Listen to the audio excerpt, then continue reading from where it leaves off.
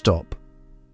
Before you reach for that bottle tomorrow morning, you need to hear something. There is a plant that has been cleaning human hair for over 2,000 years. It produces real foaming soap from its roots. No chemicals, no plastic bottle, no monthly bill. Monks carried it across medieval Europe. Museum conservators still use it today to clean artifacts so delicate that no chemical detergent is allowed to touch them, and you can grow it in a single bucket on your porch. The question is, why did we ever forget it? Here is something most people do every single morning without ever questioning it. They take a bottle filled with synthetic chemicals, apply it directly to their scalp, the most absorbent skin on the human body, and rinse it away, and they call it clean.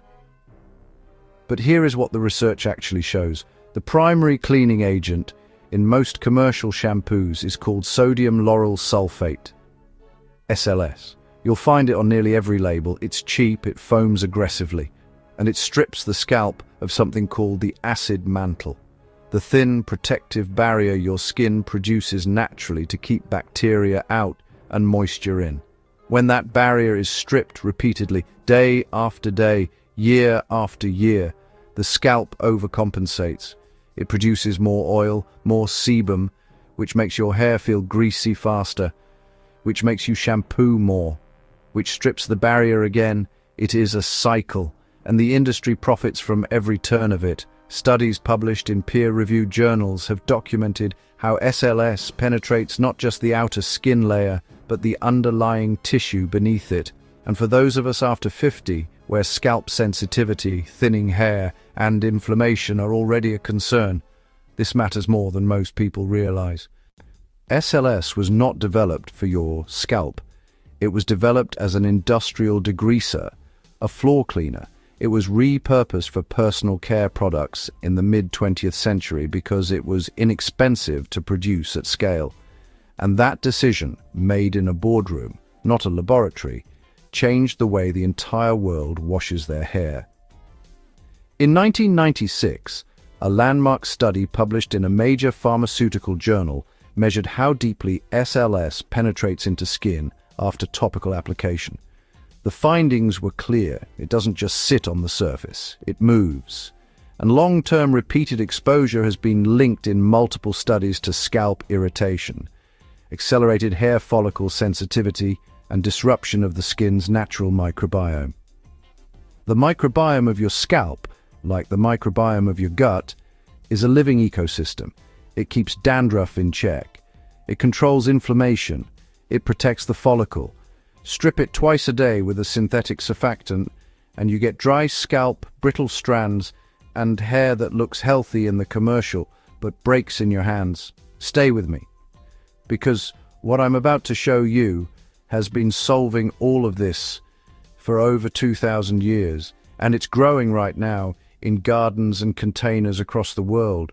The plant I'm about to name has a published study from 2025 in one of the most respected science journals on Earth, specifically comparing its compounds against SLS on human skin cell models.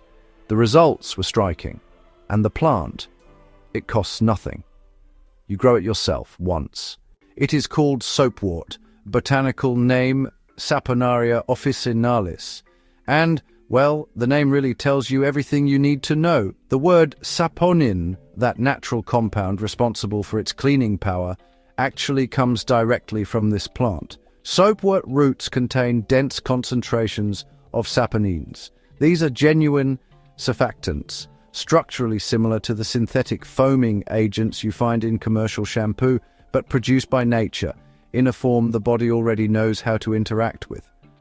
When dissolved in warm water, they reduce surface tension and lift oils and debris from the hair shaft in the same way synthetic detergents do, but crucially, without penetrating the underlying tissue, without stripping the acid mantle, without disrupting the scalp's living ecosystem. Monks carried this plant across medieval Europe in the 8th and 9th centuries. Textile workers in the ancient Near East used it to clean delicate fabrics without damaging the fibers. And today, right now, museum conservators still use Soapwort solution to clean irreplaceable tapestries and ancient textiles, simply because no synthetic chemical is gentle enough to be trusted with them, but somehow we stopped trusting it with our own hair. A study published in the journal Molecules in 2021 directly compared soapwort extract against SLS on skin cell models. The researchers found that soapwort caused measurably less damage to the skin's protective barrier structures. A 2024 study in the journal Plants confirmed its antioxidant properties and biological activity in root extracts. And in 2025, a study in Nature Chemical Biology mapped the full biosynthetic pathway of how soapwort builds its saponins, unlocking exactly why this plant is so structurally unique. Nature heals in layers. Here is the protocol, and I want you to hear this clearly. You do not need a garden. You do not need land. You need a single container. Step 1. Get a 5 to 10 gallon pot or container with drainage holes. Soapwort is a perennial. You plant it once, and it comes back every year. Step 2. Use well-draining potting soil. Soapwort is not demanding. It grows in poor soil, partial shade, and survives neglect. This is a survivor plant. Step 3.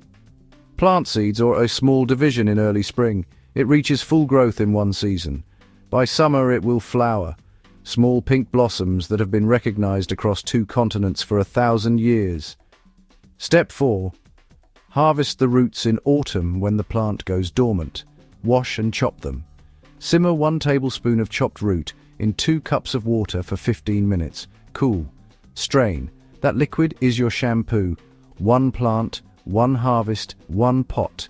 And you will never run out. Because soapwort self-divides each season. What starts as 1 plant becomes 3. 3 becomes 10. A single porch container becomes a permanent, self-renewing source of real clean shampoo, with no plastic, no subscription, and no chemistry you can't pronounce. Now, how to use it?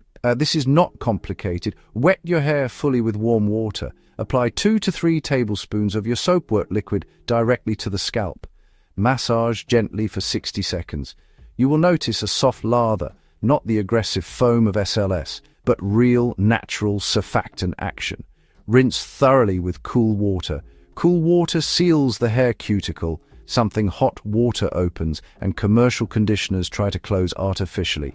For extra conditioning, add 1 teaspoon of raw apple cider vinegar to a cup of water as a final rinse.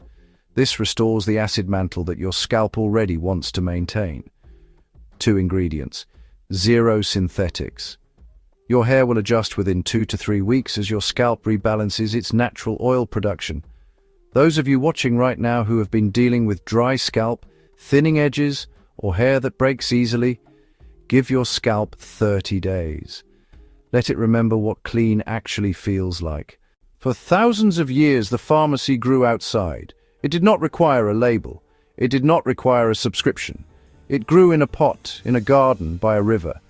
And it worked. We were not sold a better solution. We were sold a shorter memory. Nature heals in layers. And your scalp is ready to remember. If this opened your eyes today, share this with someone whose hair is suffering. And tell me in the comments, are you still using commercial shampoo, or have you already made the switch? I read every single one. See you in the next truth. The information in this video is for educational purposes only and is not intended as medical advice. Always consult a qualified healthcare professional before changing your personal care routine.